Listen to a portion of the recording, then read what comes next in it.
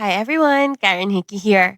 Let's talk about this product. So this product is the Lineals Pro Hard Gel in Nude naman.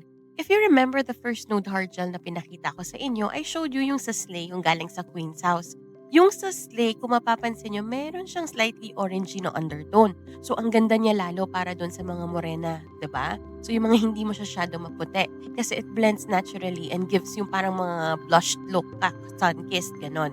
Now, ito namang sa Lineals Pro na nude natin, iba naman yung character niya. So, may mas pink undertone naman siya, which is okay siya para dun sa mga may whiter or fairer skin tones. Pero hindi naman kailangan super puti. Parang may mga soft blush effect na elegant and feminine naman yung dating nito. So, actually, it's not about which one is better.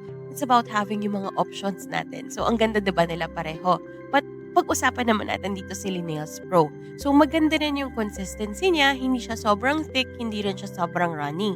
Sakto lang siya for smooth, controlled application. So self-leveling din siya, so hindi mo kailangang masyadong i-manipulate para gumanda yung surface ng ginagawa mong hard gel. So easy siya gamitin para sa mga beginners and okay din siya para sa mga pros na. For the strength and durability naman, na-test na rin natin siya. Siyempre nga hard gel siya, so hindi rin siya nasusoak off. So, kailangan nyo rin siyang i-file off para ma-remove natin siya. But, yun nga yung nagpapastrong sa kanila. Anyway, yung mga client nyo na kailangan ng mga extra reinforcement or mahilig sa mga sobrang habang kuko, I would recommend using this product also. One thing na nagustuhan ko dito is how easy it is to file down din. 'Di ba sobrang tigas nga niya pero madali siyang i-file at i-shape. So kung i-compare natin siya sa mga iba pang hard gels. So, kaya durable din siya, hindi siya nakakapagod din i-refill kasi ang dali-dali niyang i-refill. So, it saves you time and more comfortable si clients nyo para dito hindi siya mabigat, 'di ba?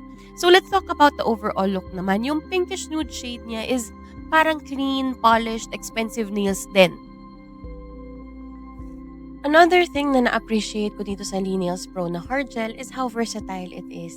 You can use it for overlays, natural nail strengthening yung mga ganon, or even full extensions. And yung performance niya consistent pa din. Hindi siya nag-yellow, hindi siya nag-fade, so yung color fresh pa din siya hanggang sa next appointment. Also, yung shine niya after kayo mag-top coat, tignan nyo, ang ganda din, 'di ba? Beautiful siya.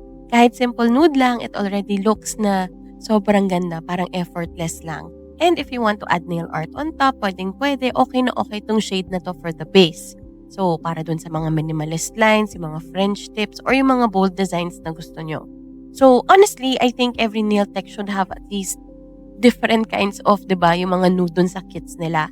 Yung mga warmer, orangey nude, yung katulad ng pinakita ko nung una, pwede siya para dun sa may mga darker skin tones. Tapos yung mga ganito naman yung mga softer pink nude, pwedeng-pwede siya para dun sa mga mapuputi nating clients.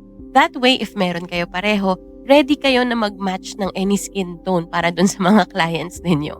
So both are timeless and classy. And it's nice to have options, 'di ba? So pipili ka na lang kung ano babagay dun sa kulay ng client mo. Kasi minsan talaga hindi siya bumabagay. Pero ito so far okay naman siya para sa skin tone ko. So nakaka-create siya ng perfect look talaga na parang effortless.